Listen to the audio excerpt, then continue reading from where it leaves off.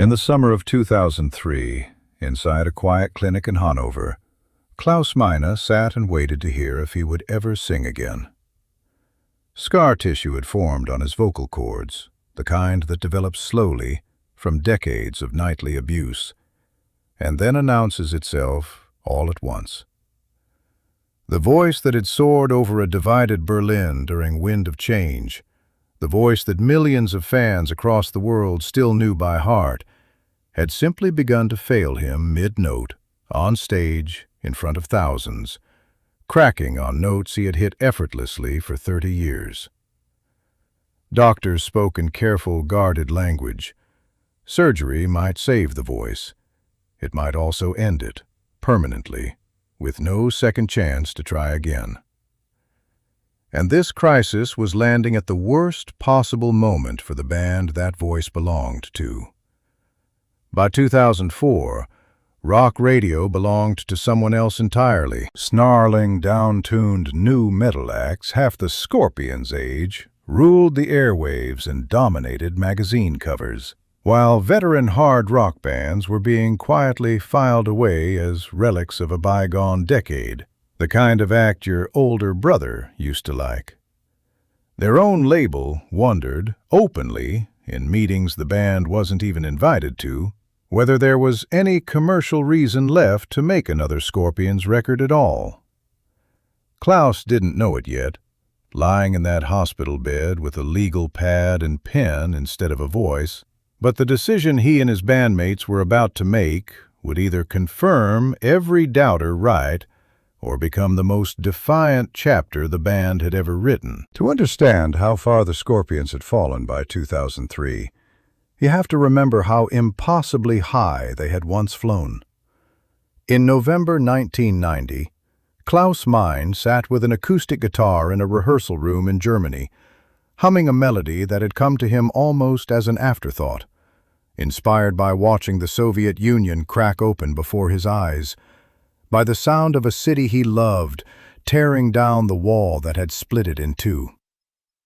By the following year, Wind of Change was playing on every radio station on the planet, a genuine anthem of the fall of the Iron Curtain, sung by 4 German rockers who had somehow become the unlikely soundtrack of freedom itself.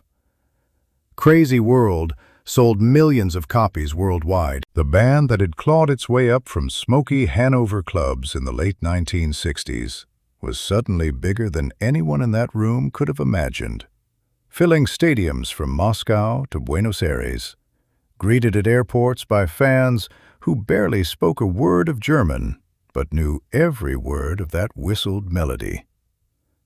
But the 1990s did not stay kind. As grunge swept away the hair metal era the Scorpions had thrived in, the band chased the changing wind instead of trusting its own instincts.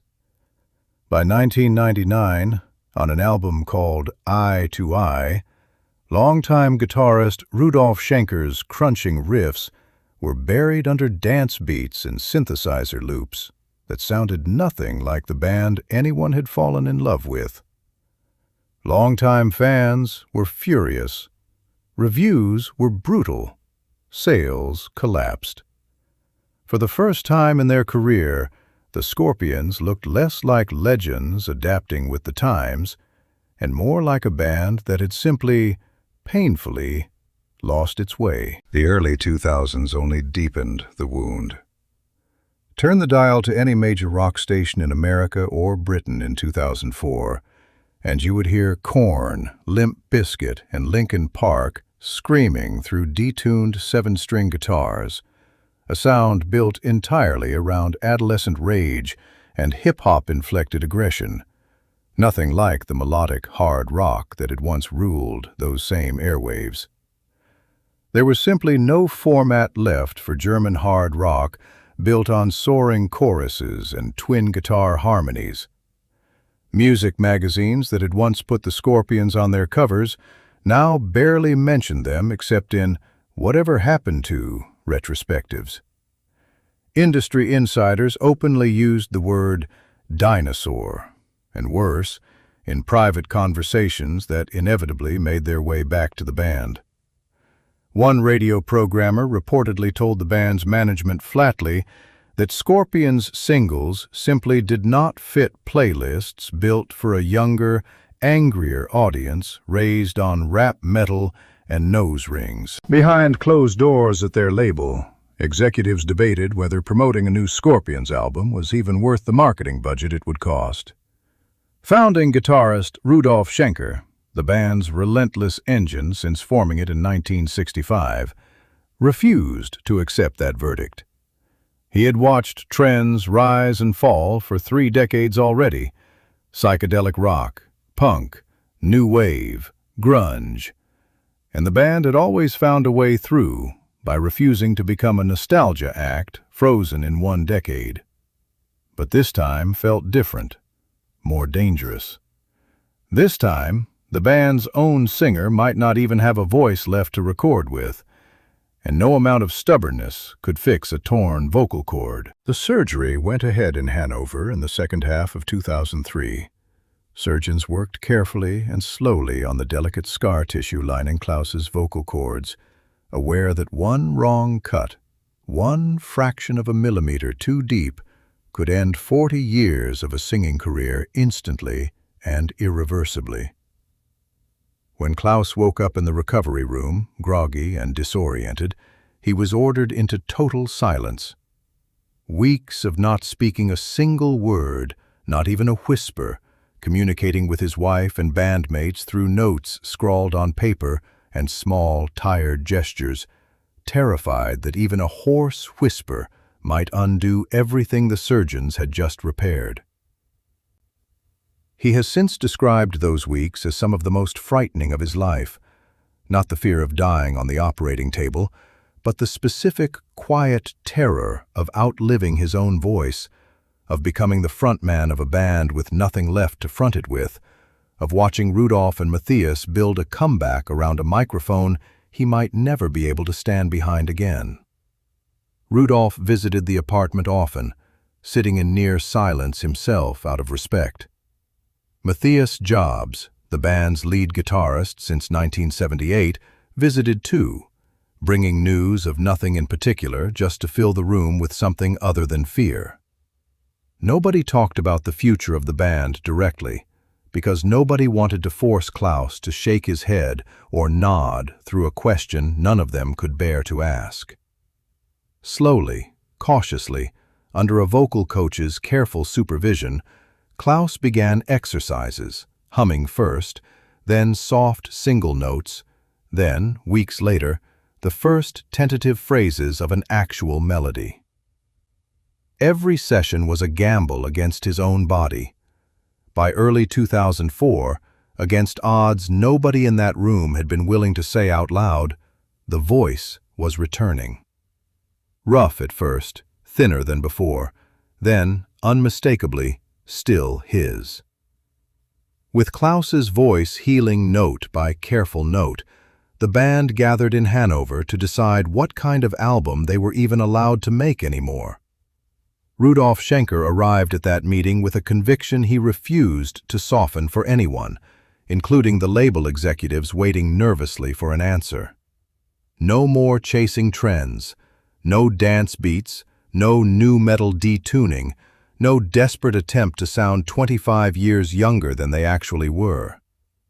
If the Scorpions were going to risk everything on one more record, they would risk it by sounding exactly like themselves. The twin guitar attack, the soaring melodic hooks, the muscular hard rock of Love Drive and Blackout, the sound that had built them in the first place, decades before anyone had ever heard the words nu metal. It was a terrifying gamble in a market that had already told them, repeatedly and bluntly, that nobody wanted that sound anymore. Bassist Pavel Macivoda, who had joined the band only the year before in 2003, replacing longtime member Ralph Reicherman, walked into rehearsals as the newest member of a band fighting for its very survival, feeling the weight of the moment settle on his shoulders immediately, aware he might be joining just in time to watch it all end.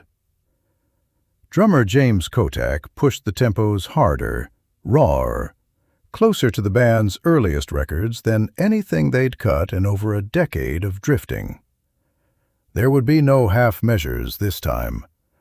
Either this record sounded unmistakably like the Scorpions at their most unapologetic, or there was little point releasing it at all.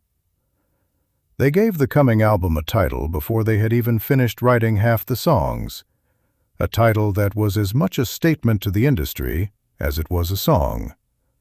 Unbreakable. Writing sessions stripped everything back to basics, back to first principles.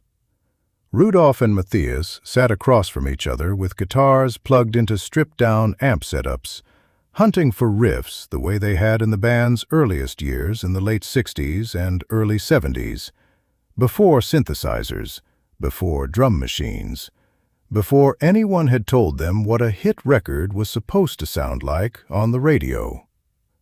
Klaus, still protective of a voice that had nearly been taken from him for good, worked out melodies carefully in short bursts, testing his range daily against a vocal coach's warnings, refusing to push past what his healing chords could safely handle, even when a take demanded more.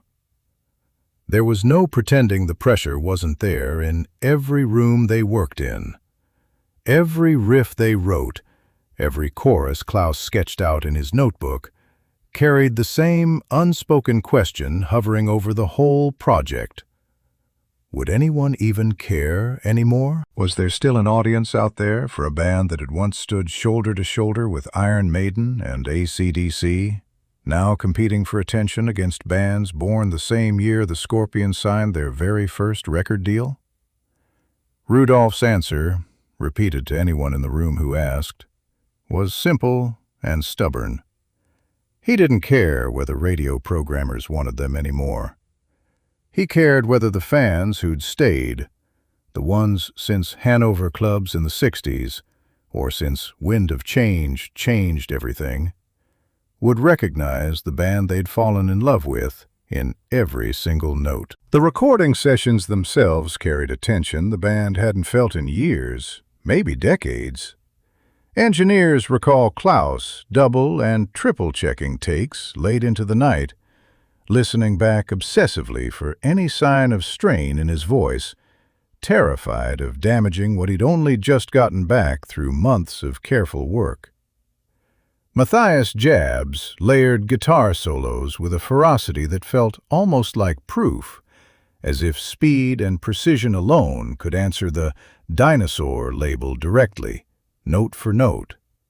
The production pushed the band toward a leaner, harder mix, stripping away the glossy polish that had crept into their late 90s records, letting the guitars sound dirty and immediate again, the way they had before radio consultants ever got involved. There were nights, band members later admitted, when doubt crept in hard, quiet moments in the control room, listening back to a finished track, wondering if they were making a great Scorpions record, or simply an expensive, heartfelt relic nobody outside their own fan club would ever play.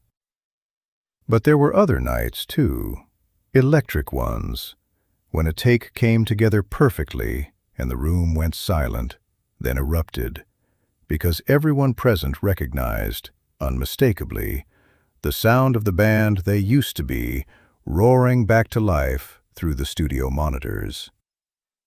Slowly, an album took shape that refused every commercial instinct of its era and bet everything, career and legacy both, on authenticity instead. The title track, Unbreakable, became the emotional center of the whole project, and its lyrics were barely disguised autobiography, close enough that band insiders noticed immediately. Klaus sang about survival, about refusing to be broken by forces trying to write you off before you'd had your say, and anyone who knew what he had just been through in that Hannover clinic could hear exactly what and who the song was really about. Songs like New Generation leaned defiantly into the very criticism aimed at the band, daring listeners to dismiss them as leftovers, while delivering some of the hardest, most muscular riffing Rudolph had written in a decade. As the album neared completion in early 2004, tension at the label only grew tighter. Executives had watched other veteran rock acts release comeback records to complete indifference before, sales figures quietly buried in press releases, tours downgraded from arenas to half-empty theaters. Nobody at the label could promise Unbreakable would turn out any differently. Klaus, fully recovered but still deeply careful with his voice, prepared for a promotional cycle that would demand interviews, television appearances, and eventually a full world tour, all resting on vocal cords that had been under a surgeon's knife barely a year earlier. The band braced for the worst kind of outcome, not a failure loud enough for anyone to notice, but the quiet, humiliating fade of simply being ignored entirely. Unbreakable was released in July 2004, and the response caught almost everyone at the label by surprise.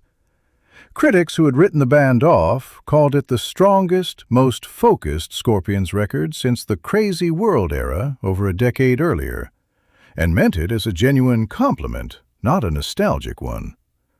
Longtime fans, many of whom had quietly stopped paying attention after Eye to Eye, came back in force, filling forums and fan clubs with visible relief that their band had finally returned to itself. It didn't dethrone nu metal on mainstream radio, and honestly, nobody involved had truly expected it to. But it did something arguably more important for a band fighting for its own survival. It restored their credibility, entirely on their own terms, in their own unmistakable sound. The subsequent tour brought Klaus Meine back on stage night after night, hitting notes that, only months earlier, doctors hadn't been certain he would ever hit safely again, in front of packed crowds that sang every single word back to him, louder than the band itself some nights. For a band that industry insiders had privately written off as finished, a relic best left in the 90s, Unbreakable became the record that proved otherwise, not by chasing the sound of 2004, but by flatly, defiantly refusing to. It set the stage for Humanity Hour One a few years later, and ultimately for a career that would stretch on for another 2 decades beyond the year everyone assumed it was already over. In the end, the album's title wasn't just clever marketing dreamed up by the label. It was the literal truth Klaus Meine had fought, silently and painfully, in a Hannover clinic to prove with his own recovering voice.